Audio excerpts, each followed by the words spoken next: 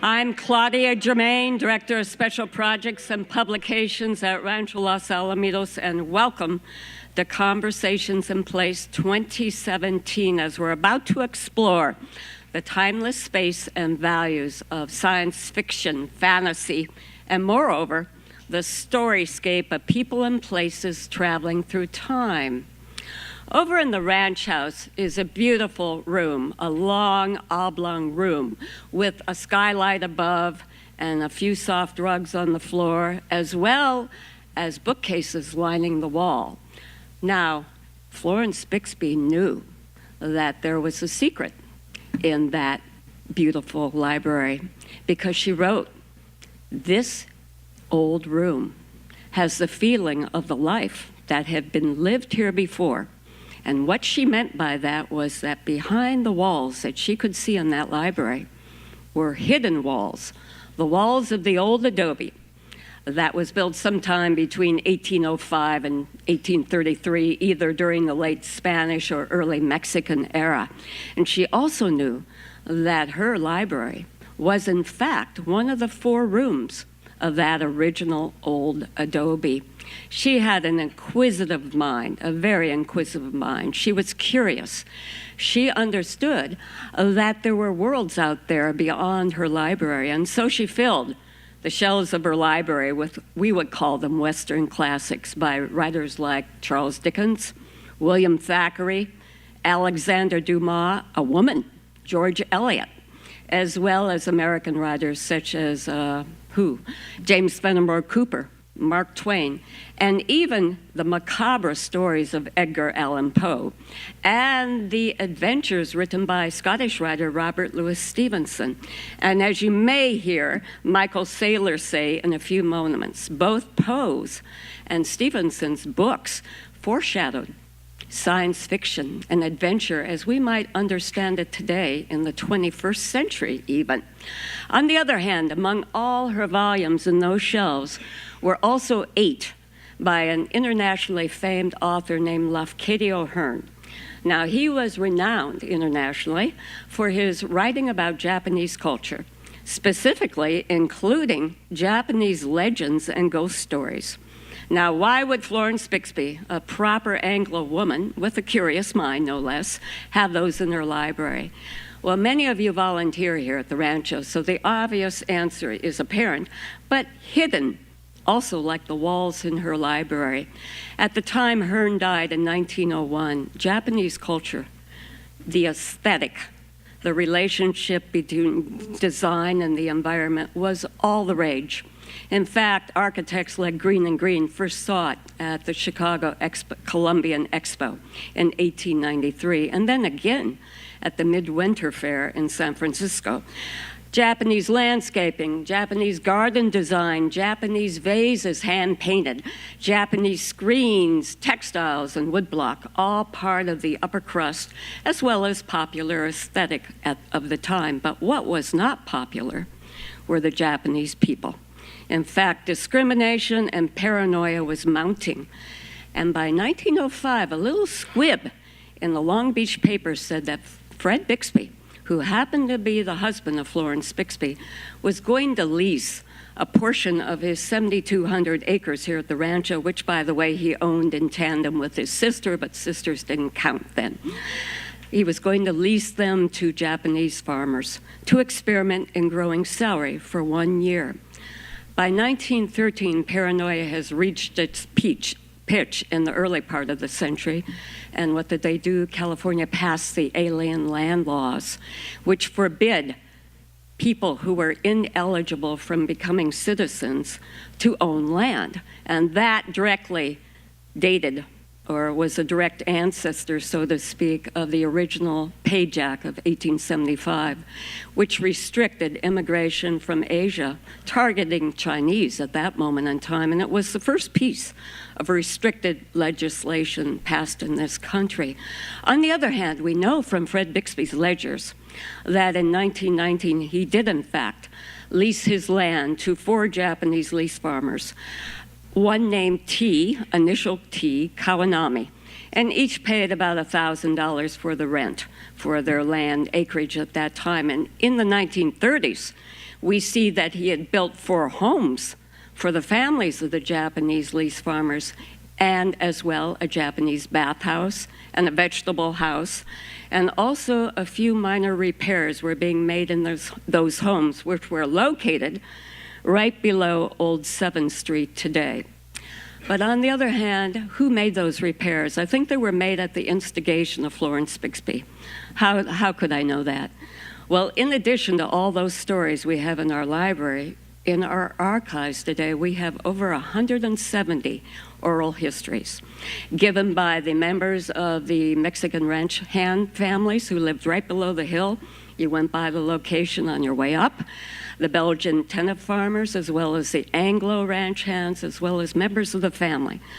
All of them testified to the fact that she was, in fact, a genuinely concerned patroness of that paternalistic system which was in place here in the early 20th century. But they also testified to the fact that there was an interrelationship between all the people. Jose Vasquez, who worked here, he didn't really work here. He was raised here, but he helped his father in all his work. And he was born here at Alamitos, remembered that during the 1930s that the Japanese were so generous with the produce that they were raising and distributing among the people here at the rancho that those families didn't even know what the Depression was. On the other hand, there were far more chilling stories than that. One remembered by a woman named Sister. She happened to be called that. She was the second oldest daughter of Fred and Florence Bixby. And she recalls a moment in 1942 when one day she happened to be sitting in the house with her mother Florence, maybe in the old library, I'm not sure. But in that afternoon, let's call it an afternoon, the women from the Japanese communities here at the rancho and their children came into the house. And the sister remembered, she said, they were terrified. Why would they be terrified? The answer is obvious in American history. In February of 1942 is when Roosevelt signed Executive Order 9006. As Sister recalled, these women did not speak English. And moreover, their husbands had been taken away. They were under suspicion by the FBI. And moreover, their children did speak English, she said. They went to school. They were Americans.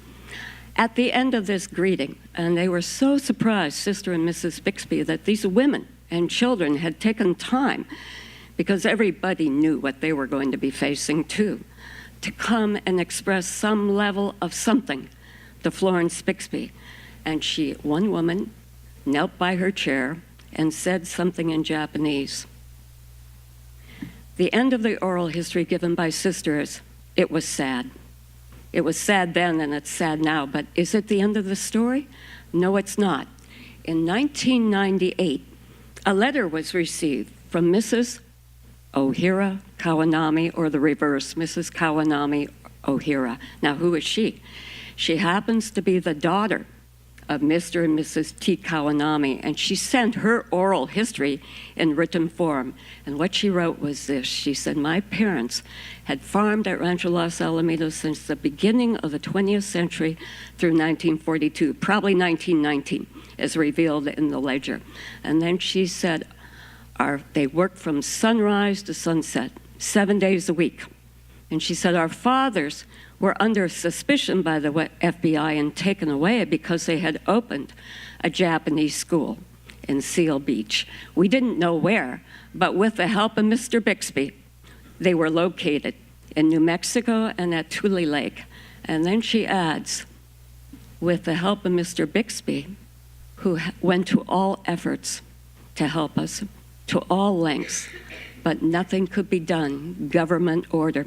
They too were evacuated before long. They never came back to Rancho Los Alamitos. Their home and property were gone, just like everywhere else in California. On the other hand, is this story over? No, it's not. The next time you come back to the rancho, walk into the ranch house, because if it's in the new year, it will once again be reopened. It's been closed the last year for seismic upgrades to the old adobe core, but it is a splendid place. You'll walk through the old library, through the old adobe, into the new addition. And I say that tongue-in-cheek because that new addition was built in 1880s and 90s. It's the music room. It was built by Fred and Florence's in-laws and parents, who moved there in 1878. They were the first Anglo family to live in the adobe and to live there as a family full-time in the history of Rancho Los Alamitos. But in the far corner of that, you'll see some cases. And in that case, you'll see a beautiful pink seashell brooch in the shape of a lotus. And then it's pinned to a piece of paper, a fairly nondescript piece of paper, except for those words that you see up there.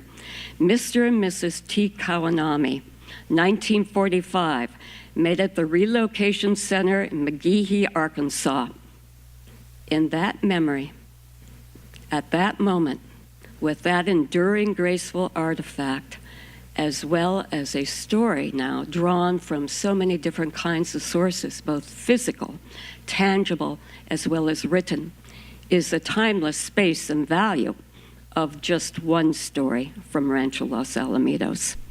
And so now we begin our conversation with more stories told to you by Ruben Martinez, an acclaimed Emmy-winning journalist, writer, the author of over 7 or 8 books, including The Other Side, which I happen to have a copy of, his American Desert, and more, all critically acclaimed.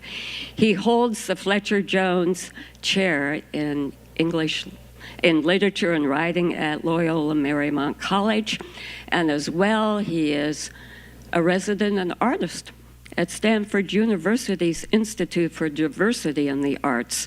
He is a performer, a musician, a storyteller, and the host of Variedades, which, in case you don't know, is akin to the original vaudeville, which was experienced, in the 1920s and 30s. And what that did was galvanize the identity, the sense of place for the Mexican community in LA. And I've said this before, but I would not be surprised if the members of our Rancho Los Alamitos families who were part of the Mexican community in the early 20th century did not attend those vaudeville acts as well, to have a sense of home, a sense of place, a sense of identity renewed, to take political, cultural, and social form. And so I think it's time now to say, Ruben, tell us a story.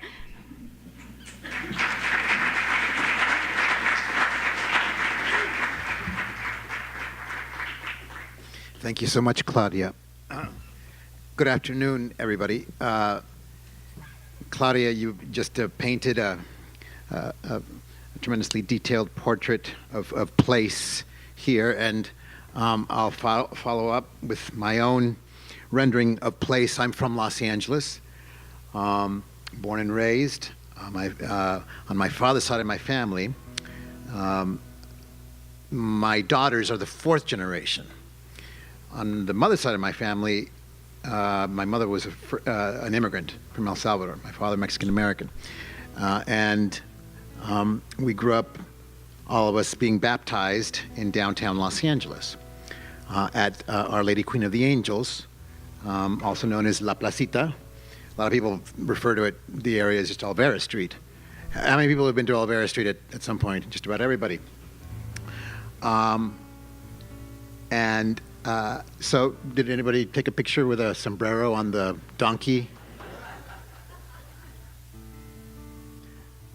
So I'm going to render a little bit of downtown Los Angeles, which is what I know best, and the neighborhoods around downtown, with a little spoken rendering and then a song following, with your indulgence.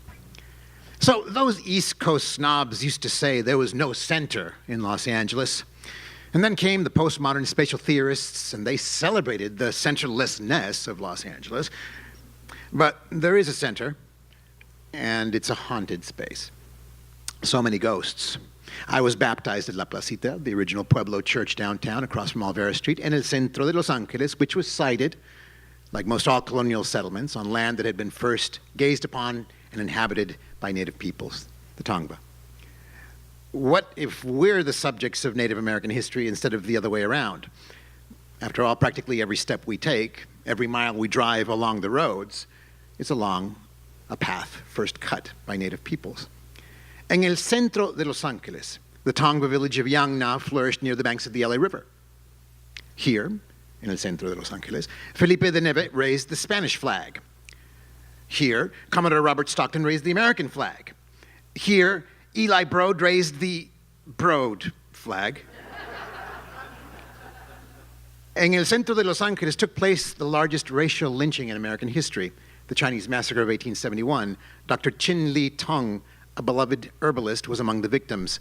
The lynchers were Anglo and Mexican. Dr. Tong begged for his life in English y en español. Here, Charles Fletcher Lummis came hobbling in from his tramp across the continent, reporting on himself with breathless dispatches in the Los Angeles Times, becoming the city's OG booster. Here, the first three-story building, the Pico House, was raised by Pio Pico himself, an Afro-Mestizo Mexican, the last Mexican governor of Alta California. He lost the property in a real estate swindle. He had to sell it for $16,000. They flipped it for $80,000. Here, rich white Catholics built St. Vibiana's Cathedral so they wouldn't have to mingle with the Mexican poor at La Placita. Here, Mexican, Italian, and Jewish anarchists fought for space, rhetorically and physically, with the Los Angeles Times and the LAPD. Here arrived a massive influx of refugees during and after the Mexican Revolution. My grandparents were among them, Juan Martinez and Margarita del Rio. They performed in Mexican vaudeville in the theaters along Main and Broadway, eventually settling into a comfy gig playing songs from the old country for the gringo tourists on Olvera Street. Here, David Alfaro Siqueiros was commissioned to paint a mural on a tropical theme on the roof of a building on Olvera Street. He delivered a searing portrait of indigenous people being preyed upon by the eagle of American imperialism. It was whitewashed. But over the decades, smog, the heavy metal pollutants in smog, began eating away at the white paint. You can view the mural today, the ghosts re-emerging from the wall. Here, during the Great Depression, there were immigration raids, even as radical organizers pushed back with rallies in the plaza. Here, during the post-war recession in the 1950s, there were immigration raids, even as radical organizers went underground to strategize resistance. Here, during the Central American refugee crisis of the 1980s, there were immigration raids, even as Father Luis Olivares, Father Michael Kennedy, and Father Gregory Boyle declared their churches, La Placita and Dolores Mission in Boyle Heights, sanctuaries for those very refugees. Here, Marisol Hernandez, whose grandfather owned the Burro concession stand, busked for years in front of La Luz del Dia restaurant, playing many of the same Mexican standards my grandparents once did, developing the chops that would get her a Grammy for singing a song about immigration raids under Obama and now Trump. In el centro de Los Angeles, we're all ghosts.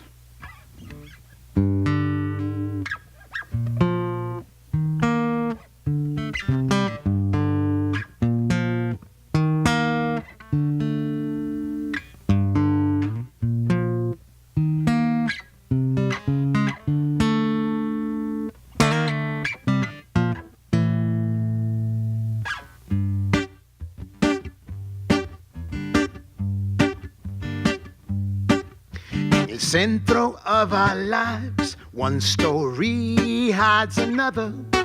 En el centro de Los Angeles, walls separate the neighbors.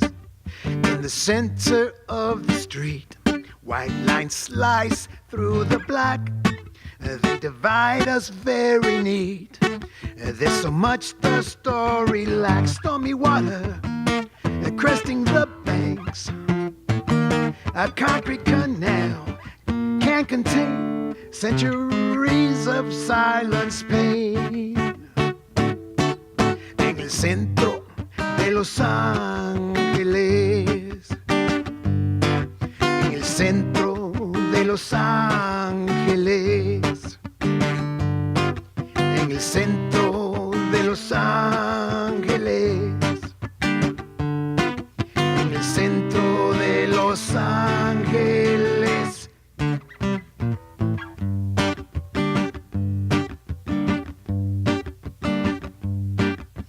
Calle principal became main. The cemetery paved turned the past into a curio while the barrio fades away.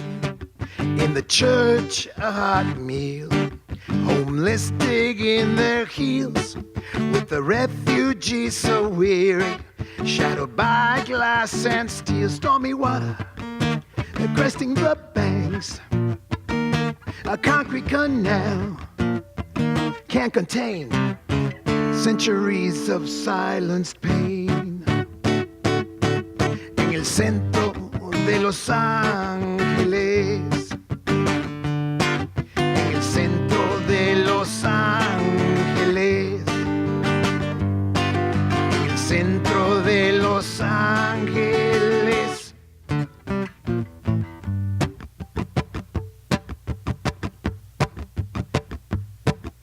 Tonight we come to pray where La Zanja Madre flowed. We come looking for a home, for a past to root our souls. The city is in flames, from the hills to the coast. Fires burning that give birth. En el centro we're all ghosts. Los Ángeles. En el centro de Los Ángeles, we're all ghosts. In Los Angeles, we're all ghosts, we're all ghosts. In Los Angeles, we're all ghosts, we're all ghosts. In Los Angeles.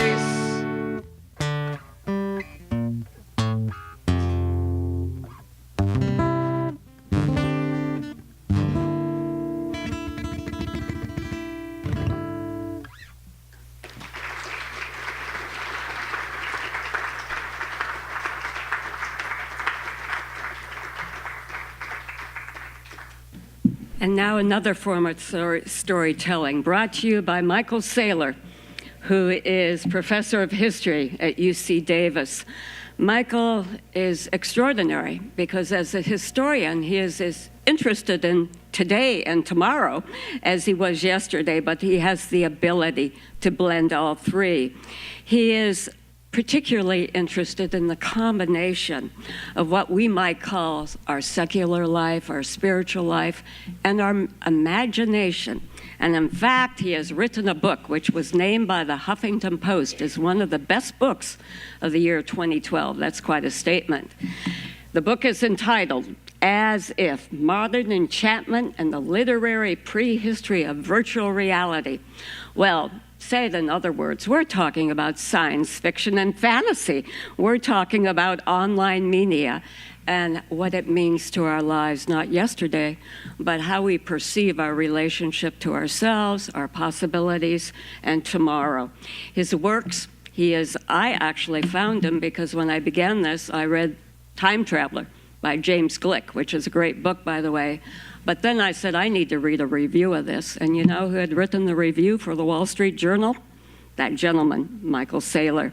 He also reviews for the Washington Post as well as for the New York Times Literary Supplement. He is indeed an academic, but one who takes that word seriously in the sense that it's about seeing things that are relevant no matter what the age. And so I'm happy to present to you Michael Saylor.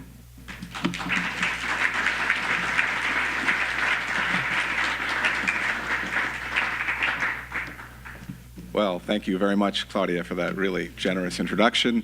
And thank you all for coming on such a really beautiful day and being willing to be indoors, although we do have air conditioning. Well, it's certainly a pleasure to be here to discuss timeless spaces and values. But I have to confess that if there's any word that makes a historian nervous, it's timeless. Because timeless topics can put us out of business. And if there's a phrase that we live by, it's time is money for us. So I had to kind of work my head around this notion. And it is true that historians have to acknowledge that there are certain human constants. There's things like death, there's things like taxes, and of course there are things like stories. And at the dawn of human history, really, gossiping and telling tales helped unify Homo sapiens into social groups, accelerating their evolution and dominance over the planet. Now let me go forward with this. There we go. Today, fictions are so intertwined with our lives that story has become I write about technology, I don't know how to use it. Story has become sort of the dominant metaphor that we use. You see it constantly. Once you're alerted to it, you'll see it everywhere. For example, the philosopher Daniel Dennett noted that, quote, "We are all virtuoso novelists. We try to make all of our material cohere into a single good story, and the chief fictional character of that story is oneself." Indeed, story is not only a metaphor. It's widely acknowledged today that our truth claims, all of our truth claims, contain a certain degree of fiction within them. And this is why it's not surprising that a scientist at Caltech, Sean Carroll, an astrophysicist, stated that he agreed absolutely with the poet Muriel Rukeyser when she said, quote, "The universe is made of stories, not of atoms." According to Carroll, quote, "That is absolutely correct. There's more to the world than what happens. There are the ways that we make sense of it by telling its story." Of course, you can get too much of a good thing, especially when stories are used to convey alternative facts and fake news. Still, there's reason to hope that we won't end up living in the Truman Show.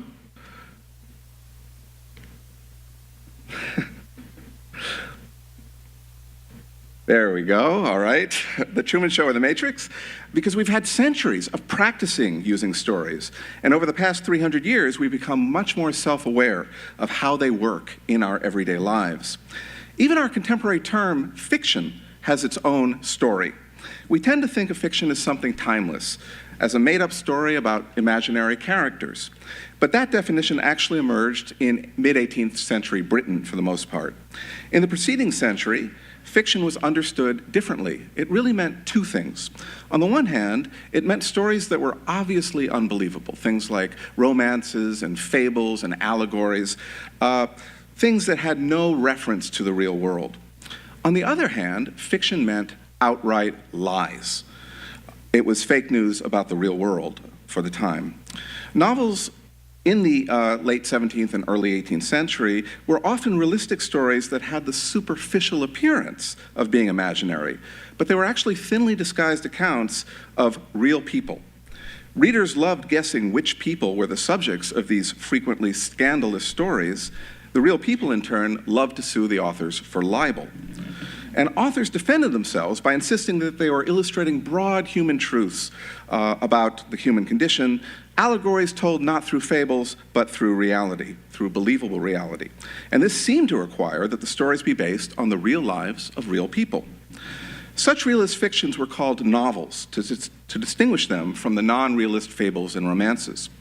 During the early 18th century, novelists made a conceptual breakthrough, one that had been anticipated a century earlier in Cervantes' Don Quixote.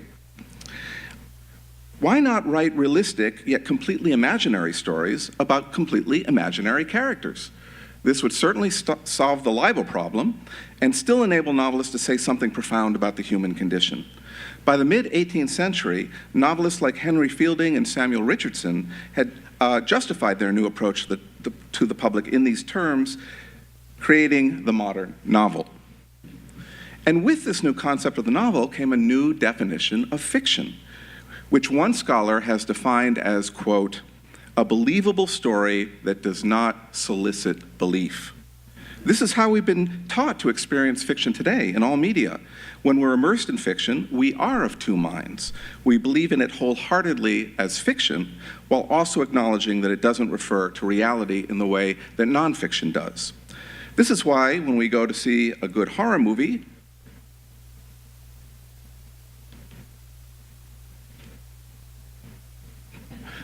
it was worth it, right? That's a great slide. Okay.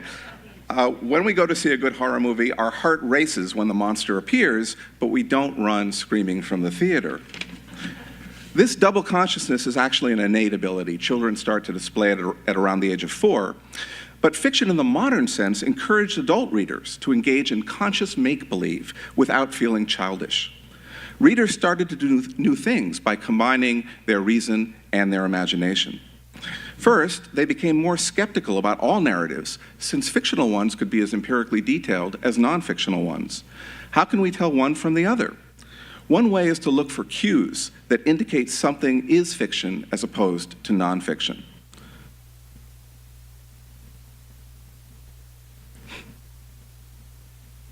For example, does the narrator have a different name than the author?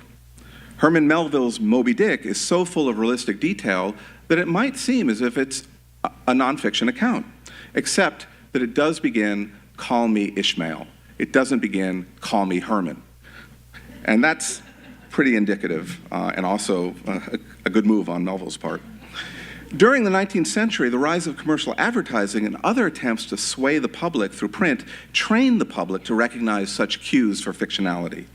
People often appreciated hoaxes, which they knew were fake, but enjoyed it like any other pleasurable fiction. And this was recognized by that legendary hoaxster,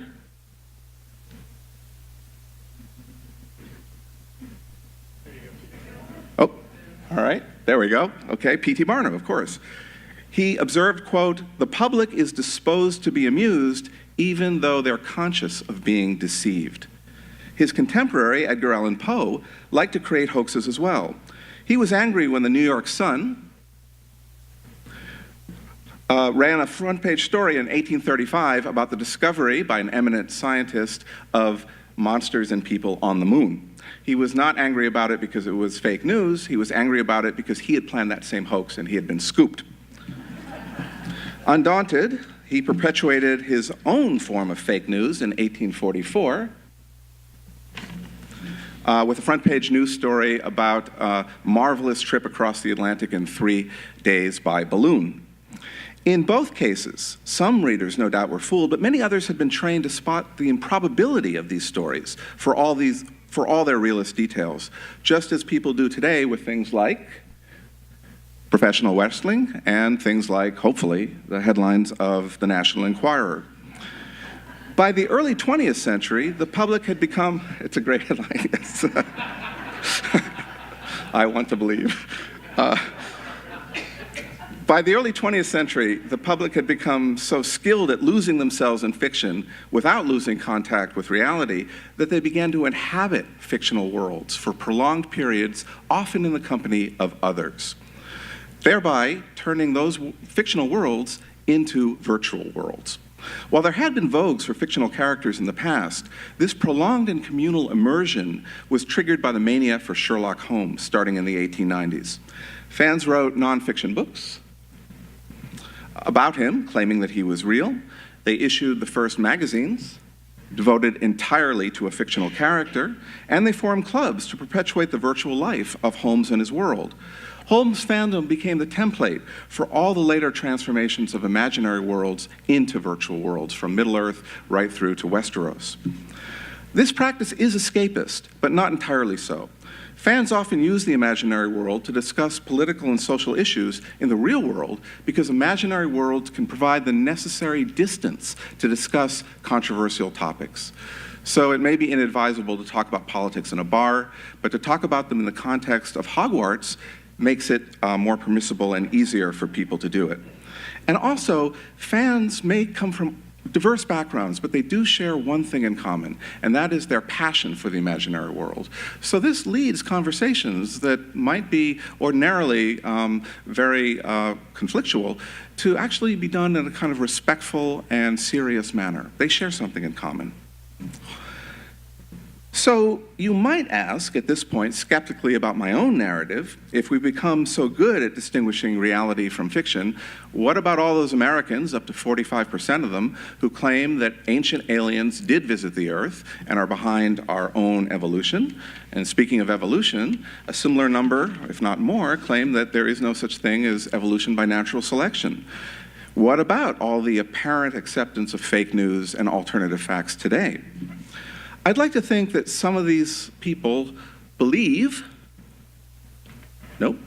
Oh yeah, actually, here's imaginary worlds being discussed in terms of the real world. The cast from Battlestar Galactica was asked to address the United Nations.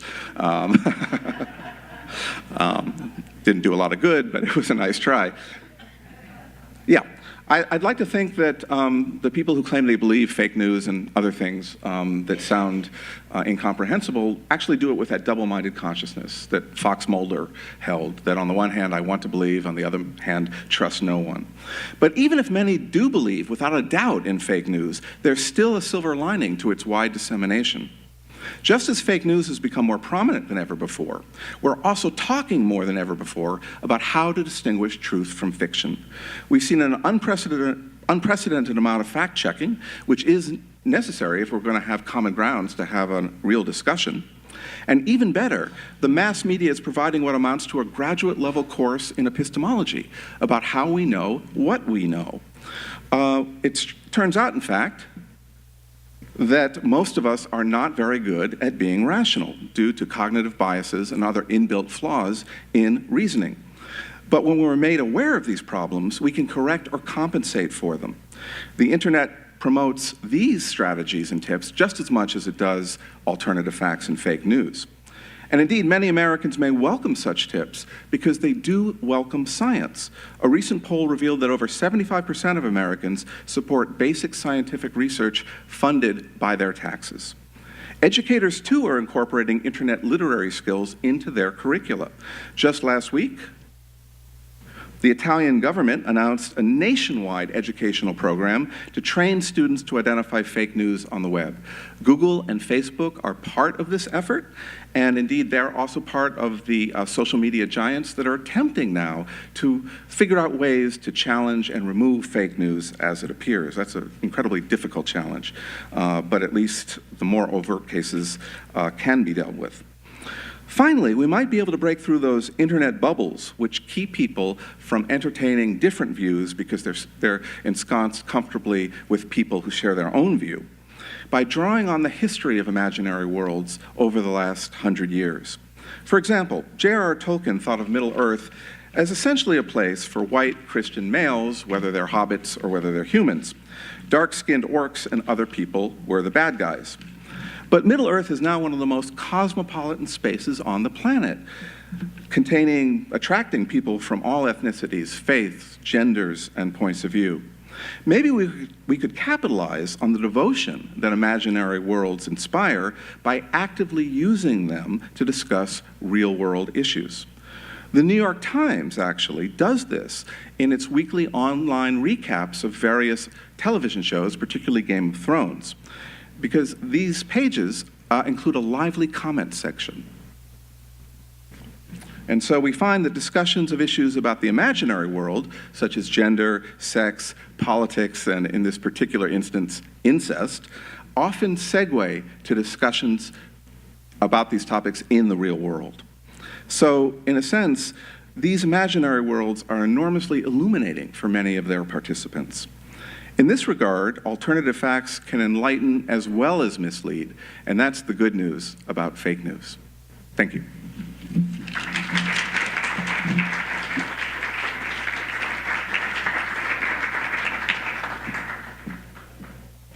Nothing fake about his comments. So, now it's my pleasure to introduce our next speaker, Henry Jenkins. The last conversation we're having this year is entitled The Future Today. And I really don't know any other person in this room who might understand what those words mean as much as Henry Jenkins. He happens to be a provost professor at USC in journalism, communication, cinematic arts, and education. Before that, he was at MIT, the Massachusetts Institute of Technology, and there he was among a very few select scholars throughout the country who understood the implications of the virtual world, of internet, relative to our personal and collective and global identities as it relates to politics, culture, news, and moreover, simply who we are as human beings. He is the author of over 13 books, including this one, Convergence Culture, which is a seminal work on the words that I just spoke. And moreover, his most recent book is called, and I have to read this, By Any Means Necessary, The New Youth Activism. Because like fake news, what we're talking about is how do we galvanize the forces that do underpin what we view as democracy today, and what is that? And so with pleasure and a degree of honor, I present to you Henry Jenkins.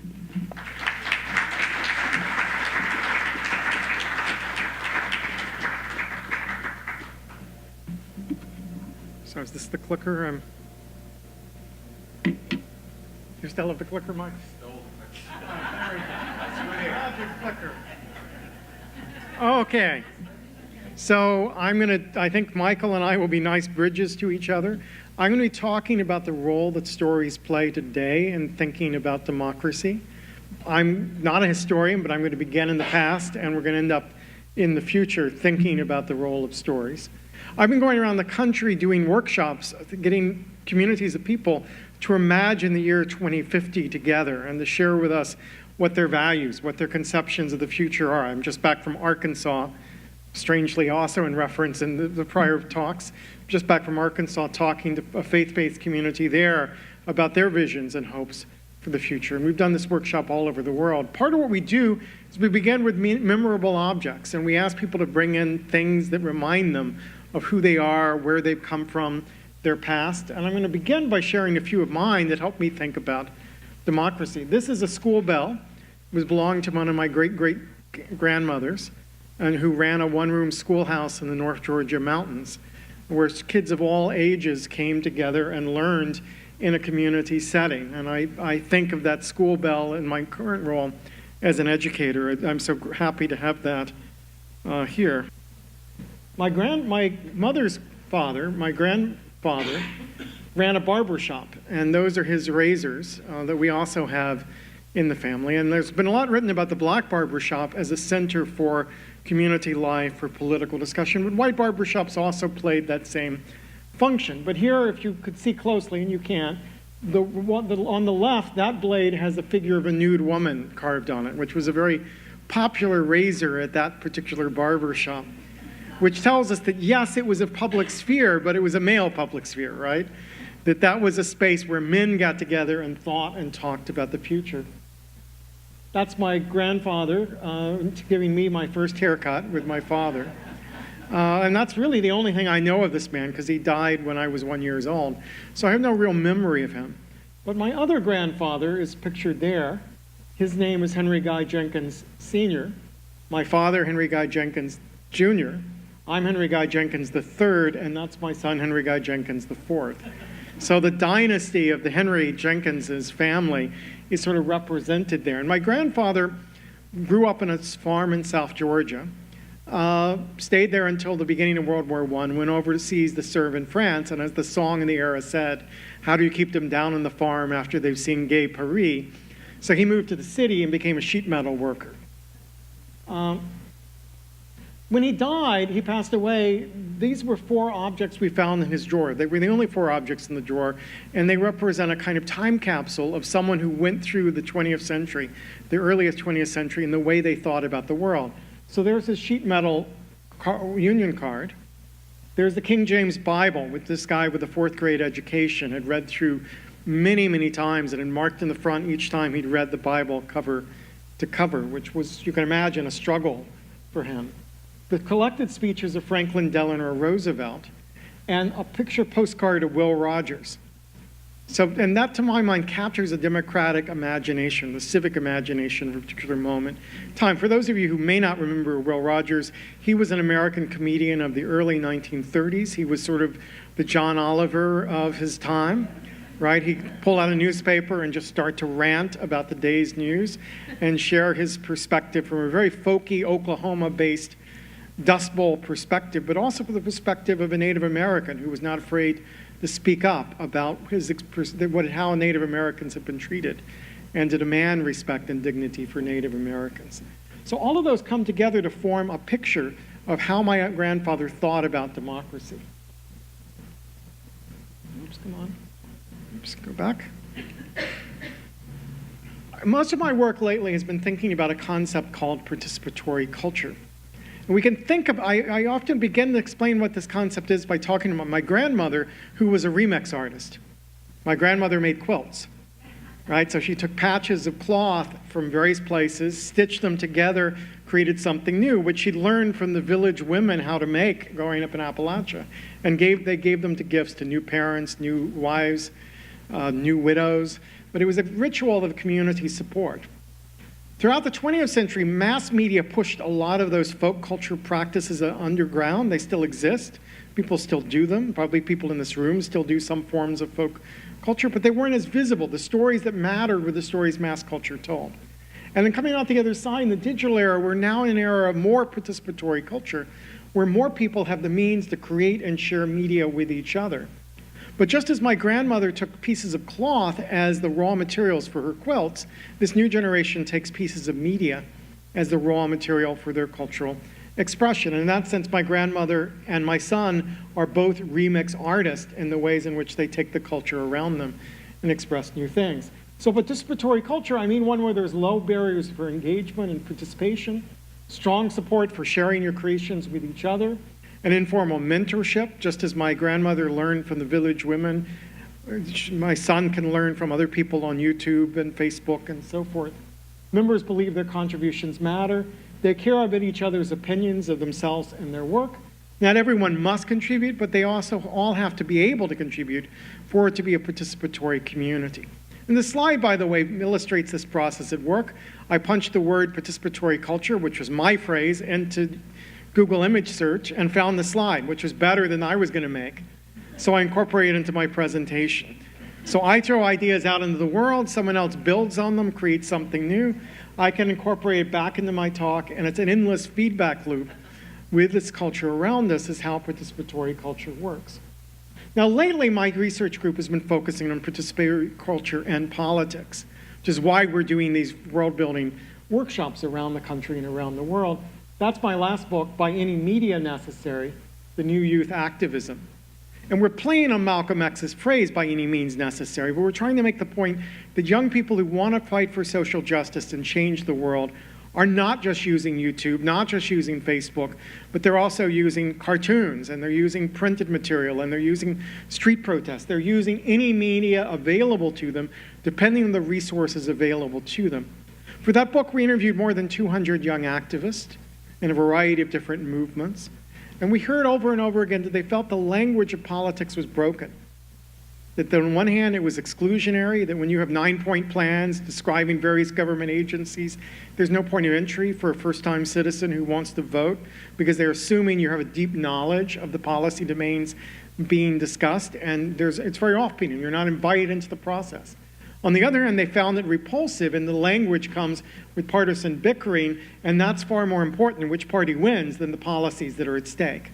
And so the sense that there's something wrong with American democracy and democratic language is sending this generation of activists back to rethink the stories they tell about citizenship. Now, we often hear that digital media comes at the expense of traditional political participation. That's not what we see at all.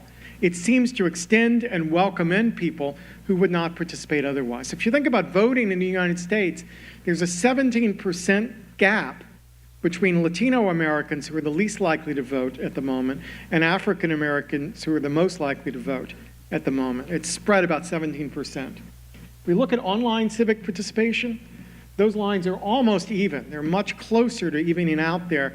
And it turns out that online participation anticipates deeper participation offline, that it seems to be the entry point in. So if online citizenship continues the way it does, we're likely to have more participation across racial groups than we've seen in the past. That's assuming that voter suppression and other mechanisms don't kick in to delegitimize those moves towards civic participation. So we got very interested in the role that imagination is playing for those young activists. And one of the quotes that we heard a lot comes from J.K. Rowling, the author of Harry Potter, who gave a graduation speech at Harvard about a decade ago. And J.K. Rowling worked for Amnesty International before she quit to write the Harry Potter books. For her, these books are an extension of her advocacy for human rights. And in this speech, she says, "We do not need magic to change the world. We carry all the power we need inside ourselves already. We have the power to imagine better." And I think what I hear from the young activists is that the phrase "imagine better" has two sides. Right? One is we need to do a better job of imagining other possibilities. And the other is we need to imagine a better world that we work together to achieve. And so thinking about what constitutes a better world is part of the stories we tell about democracy. Oops, come on. So Stephen Duncombe, who's an academic, philosopher, talks about utopian thinking. And he says, we need utopian thinking because without it, we are constrained by the tyranny of the possible. And that phrase, the tyranny of the possible, is a really important one, because it suggests we're boxed in by people saying, that would be great, but you can't do it. That'd be great, but how are you going to pay for it? That would be great, but it's never going to happen. Those nagging doubts close off those possibilities for change. Whereas we think about Franklin Delano Roosevelt in the midst of the Great Depression saying, we will get stronger. I'm not sure how, but we will overcome this and we'll be a stronger nation than ever before. We have Martin Luther King talking about his dream, right? And the dream of white kids and black kids sitting down at the base of Stone Mountain, which was 2 miles from my home when I grew up, and was where the Klan held its rally. That sense of overcoming problems, we shall overcome, is not boxed in by the sense of the problems so much as reaching out and imagining other possibilities. So I'm interested in, how do people do that? What are the stories we tell? And the Institute of the Future up in Berkeley in 2013 told us that any democracy requires a thriving public imagination in order to make visible, shareable, and understandable to all people new ideas, new models, new potential policies.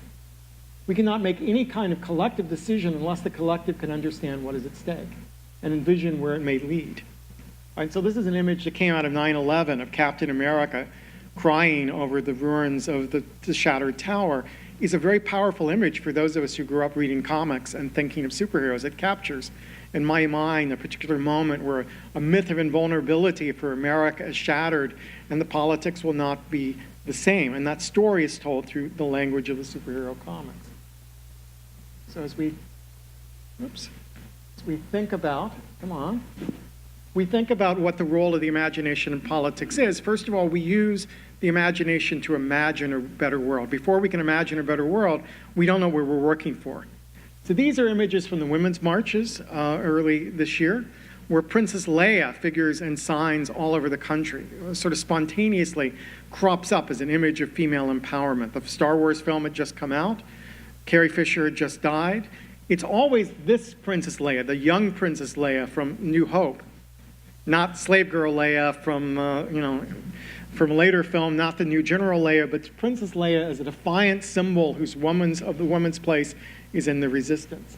So we can imagine a better world or a worse one, right? We're suddenly coming out of Handmaid's Tale, seeing handmaids appear at protests across the country about women's rights to control their body. But it's a very powerful set of images to see these women silent, moving in very restrained ways through a public space. We can imagine we need to imagine the process of change. How do we get there? So Hunger Games, for the generation I'm talking about, has been a really important narrative about wealth inequality, governmental regulation of bodies, conscription, lack of public services. All kinds of issues can be expressed through Hunger Games. And that three-finger salute and the image of the resistance and revolution that ultimately allows to overcome President Snow and across the Hunger Games stories is a really important one. Around the world, democracy groups are using the three-finger salute. Fast food workers in the South fighting for a fair wage, Brazilian students fighting against government corruption, the umbrella movement in Hong Kong, student protesters in Thailand, all are using the three-finger salute, the symbol, their collective struggle worldwide, solidarity worldwide over these struggles over power and wealth. You have to imagine yourself in new terms. These are Palestinians marching through the occupied territory, painted blue to look like Na'vi from James Cameron's Avatar, right? This same group of protesters march through the occupied territory every week. They put up a video, a handful of people around the world sees it. This one got them global news coverage.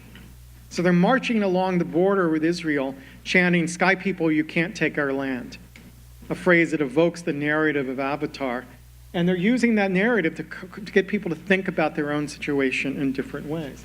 So imagine yourself as a civic agent, right? So this is an image that cropped up on the internet during the struggles over Confederate flags and monuments.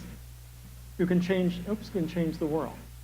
And this is a set of images, feminist appropriations of Wonder Woman this year to be more inclusive of who gets to be a superhero, what does a superhero look like in American society.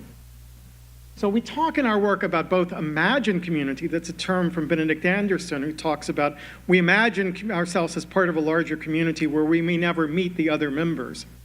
But also I'm interested in imagining communities, communities that work together to imagine other possibilities for themselves. And the way that American history is evoked, the phrase, we the people, this is the Tea Party. So the right has a set of imaginings of the American Revolution. And on the left, we have Hamilton, right? And the notion of a diverse America. And I have a piece I've been working on about Pence, Vice President Pence, leaving Hamilton, being confronted from the stage, and the confrontation from two narratives about the American Revolution that that moment represents for us.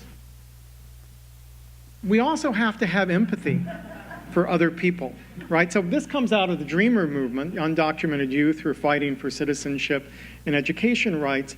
They use Superman to tell their story, and they would argue that there are no illegal aliens, there are undocumented peoples, right? And that's an important distinction for them. But then they would then see that if there was an illegal alien, maybe it's Kal-El from the planet Krypton, who's quite literally an alien, right? His parents sent him away from a dying world in search of a better life for himself someplace else, who's unauthorized when he crosses over the American border, right? Crashes in a farm field in Kansas, gets adopted by an Anglo couple that teaches him to hide who he is and where he's come from, who nevertheless goes out and fights for truth, justice, and the American way of life, and does so wearing his ethnic clothes, because the Superman costume is made from the swaddling blanket his mother put him in when they shipped him to the New World.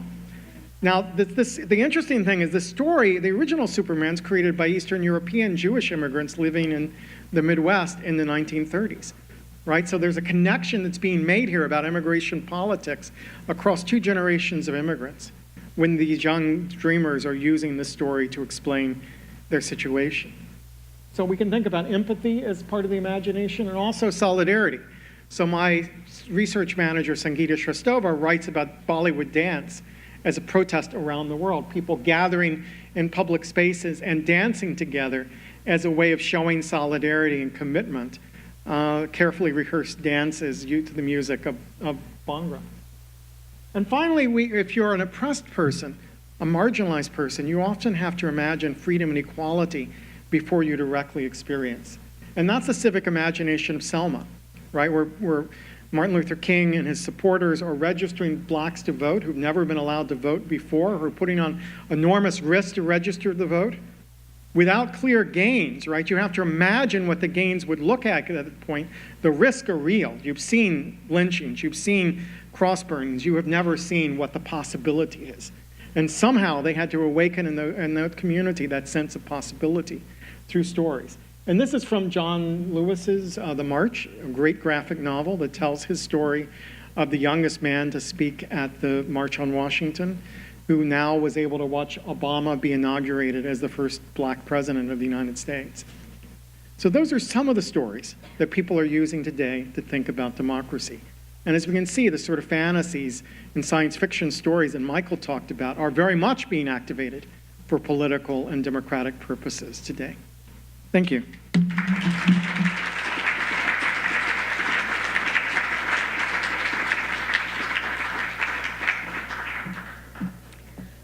I think we'll switch it up and take a break now, and we'll come back and hear a story by Ruben Martinez.